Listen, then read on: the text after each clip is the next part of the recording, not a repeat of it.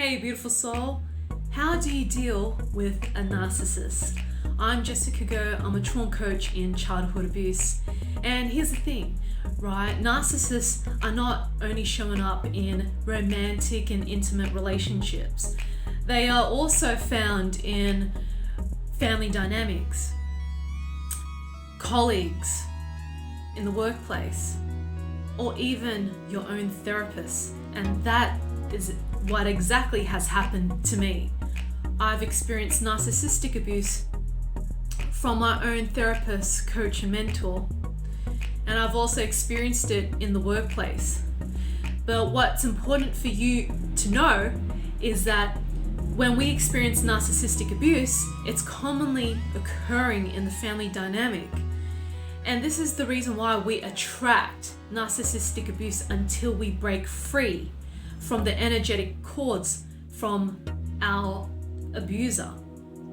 And so I noticed that in my life, growing up as a young woman, I would move on from one relationship to another with men, and not all of them are narcissists, but my first one was very much so. And he would diminish me, and he would make me feel good, and then all of a sudden he made me feel like shit again. And so that creates trauma bonding, which you can learn more in one of my previous videos, where the abusers create an emotional bonding with their victims. And when this occurs, we become addicted to the abuse. That's exactly what we experience in narcissistic abuse. And so it's a matter of how can you quickly identify if this person's a narcissist, and second of all, what do you need to do to break free from their energetic cords and create stronger boundaries, particularly with our emotions and emotional bonding with the narcissist. So to give you an example, I start to really gain awareness around narcissistic abuse when I decided to cut the cords with my therapist, coach, and mentor, and he was double my age, and I really looked up to him. And there were times while I was working with him for 2 years that he would humiliate me in front of a group. Things that were so personal and dear to me that I didn't know how to deal with the way he exposed me in a group coaching or therapy environment. And sometimes he would pick me, and sometimes he would pick someone else. And this would show up in the one-to-one phone calls and text messages. And every time he would call me, he would want to get something out of our conversation. Whether it's asking for a gazillion video testimonials, a gazillion written testimonials, what I'm getting out of his program, and so forth, and how crap my ex was, and who was doing the work, by the way, who I introduced him to doing the work when we were in a relationship together. And he would compare my ex to his son and put his son on a pedestal. And I didn't know what to do about it. I paid a shitload of money and spent so much time and energy putting myself in his hands, in his capable hands, for me to heal and come out of this pain that I suffered from my childhood. And I finally made the decision, once I finished all of the programs and I was able to detach myself and observe his behaviors and not get caught up in it, I realized, oh wow, this is not where I want to be in my healing journey ahead. And so he would constantly contact me a few times about something that he needed from me. and it was all about him. Does that sound familiar to you? That it's all about them and fulfilling their grandiose image and inflation of how magical and wonderful and great they are. And as soon as I made the decision that enough's enough, I don't want to continue, I don't want to be part of your private Facebook group, and all these sort of things, I was then shut down through a series of text messages how immature I was, and he would not want to allow me to practice his teachings and his work, because I made a decision to not continue or to repeat the courses for free. And I didn't want to be a co-facilitator of his work either, because I felt that my value that I have to bring onto the table wasn't really appreciated. And I value my time and my energy and this type of service that I offer to humanity. And so there was just a backlash of text messages saying how immature I was, that I shouldn't be part of the group, and that I don't know anything, and all these things. Like, every single text was all about undermining me, diminishing my capabilities and intelligence as a woman, as a client, and as a coach. And the last message that I sent to him was, please remove all of my testimonials and do not contact me ever again. And he never did, because he finally got the message, because I decided to be assertive in a neutral way, not in a passive aggressive way. And this is the thing, right? Sometimes we can get caught up in the relationship that we have, whether it's professional or personal. We're not aware that we're being groomed into abuse. And it took me a while to figure that out, because I came from a history of abuse in my family, not just with my parents, but my grandparents and generations back. And so as soon as you can detach yourself from the abuse and start seeing it from an observer point of view, you start to see the big picture. You start to see fully what's going on. And that's what has happened for me. And so it's really important that, first of all, you can identify if this person is being a narcissist, if you're suffering from narcissistic abuse.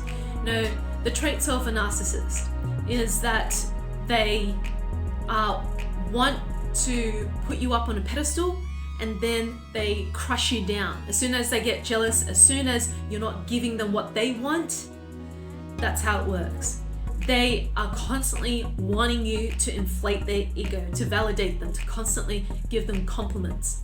And if they're not getting any love and affection from you, then they will threaten you, whether it's death threats or blackmailing, right? All these sort of things. And they're someone who have come across as very arrogant and superior, and they put on a mask that everything is okay, but it's actually their own defense mechanism, where they have been deeply betrayed and humiliated, and so that pain is so strong where they just cover it all up and put this mask of being the golden child, the chosen one. And people can get so caught up in their charisma and influence that they just worship the narcissist. And that has exactly happened in what I've experienced. And so the second thing is, how can we break free from narcissistic abuse? Well, to break free is, first of all, identify how are you giving your energy away, because narcissists are looking for victims to prey energy on, to feed themselves, right? To inflate themselves, to make themselves feel good. I'm doing something good for that person. But then they have hidden agendas. such as I want to take advantage of this person, or I want their money, I want their love, I want sex, whatever it is, right? And so the hidden agendas come out later, and you get so gaslighted because of the illusion that you were getting caught up in, right? So narcissists are really great at gaslighting. So to break free, first of all, you need to identify, how am I giving my power away? So you need to create strong emotional and energetic boundaries with the narcissist. How are you feeling codependent and attached to them? So if you feel like you feel guilty by saying no, say no anyway. Because the guilt is coming from a place of the wounded part of yourself that has been traumatized and abused by the narcissist, and also from your family conditioning. So the boundaries is saying no to what doesn't feel right for you when a narcissist is requesting it from you. It's also to minimize contact. If not, just cut off contact with them altogether. Send them a message to end the conversation by saying, I do not wish to be contacted ever again. I do not feel safe around you. If you contact me, I will report you to the police. You know, these sort of messages and if they keep abusing you, you need to block them. Block them out of your life. Block them off WhatsApp, Facebook, your contact list. Just block them. Do not indulge in their negative gangs when they send you those toxic messages of abuse and threats, right? Don't even look at those messages. Just delete, block them off as soon as possible. Or you can block them off after you've sent your message about cutting off ties with them, which is you expressing your boundaries. Do not contact me ever again. It's just as simple as that. And the other thing is that you need to start addressing and healing the impacts of abuse that you've suffered from when it comes to narcissistic abuse. When you're in contact with a narcissist, they take advantage of your emotions and your energy. And this grooms you to feel like, wow, they're doing something so great for me. And then as they put you down, you feel like utter crap, and then they put you up on a pedestal again. So it's like this yo-yo where you feel good and you feel like shit, and then that creates the bonding of being traumatized, being addicted to being traumatized by the narcissist. So you need to do healing and inner work around that, and that is to do with your experiences of narcissistic abuse in your family dynamics. So I always ask myself, where have I experienced narcissistic abuse at an earlier part of my life? Yes, I've experienced it with my father. And he would always say that I'm stupid and useless. He would verbally abuse me. He would do nice things for me as well. And so as a little girl, I would get confusing messages about what love is. So Dad would take me out to the movies, we would watch The Lion King and Aladdin, he would buy me toys, and if I'm not doing things his way, like, you know, not understanding the timetables, he will shut me down. If I'm not working in the markets as a kid, he will shut me down. So all this name calling. So when a child receives mixed messages of what love is, they're going to project that pain and distortion of love out into their adult relationships. And this is why it's so easy for us to be prey as a victim for narcissistic abuse. If you truly feel that you're struggling with this and you've tried clinical therapy or self-development and it hasn't got you very far with this issue that you're facing right now, click on the link below and join me on my free webinar, How to Overcome the Impacts of Childhood Trauma in just 3 months. You're going to learn so much from the content that I would share with you, how the 5 different types of childhood traumas can really shape and impact your perspective on life and your own self-worth. So I invite you to join me there. And if you feel the information shared with you resonates with what you're going through, then you can book a free clarity call with myself to see if trauma recovery is right for you. I really hope this serves you, my love, and I look forward to seeing you on the other side.